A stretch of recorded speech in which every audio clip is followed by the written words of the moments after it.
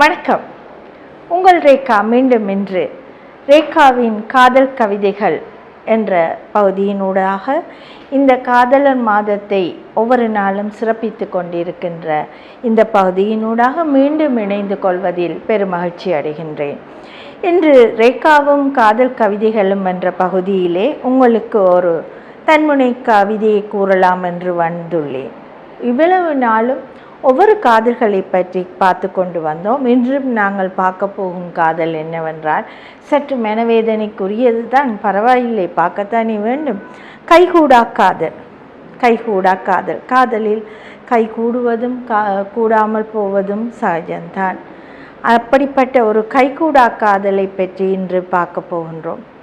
இத்தனை கண்ணீரேன், இத்தனை கண்ணீரேன், இத்தனை சீற்றமேன், இத்தனை சீற்றமேன், கைகூடா காதலால் நிலை தடுமாறும் முகிழ்ப்பெண், கைகூடா காதலால் நிலை தடுமாறும் முகிழ்ப்பெண், இத்தனை கண்ணீரேன், இத்தனை சீற்றமேன், கைகூடா காதலால் நிலை தடுமாறும் முகிழ்ப்பெண்.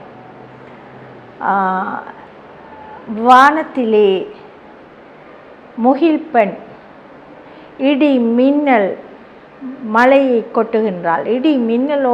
இடி மின்னலை நான் முகிழ்ப்பெண்ணின் சீற்றத்துக்கு, அவளுடைய காதல் கை கூடாததால் அவள் கோபம் கொண்டு சீற்றம் கொள்வதை, இடி மின்னலுக்கும் வானம் பொழிவதை அவள் முகிழ்ப்பெண் தனது கைகூடா காதலை எண்ணி கண்ணீர் வடிப்பதையும் ஒப்பிட்டு இங்கு எழுதியுள்ளேன். அதனைத்தான் இத்தனை கண்ணீரேன், இத்தனை சீற்றமேன், கைகூடா காதலால் நிலை தடுமாறும் முகிழ்ப்பெண் என்று எழுதியுள்ளேன்.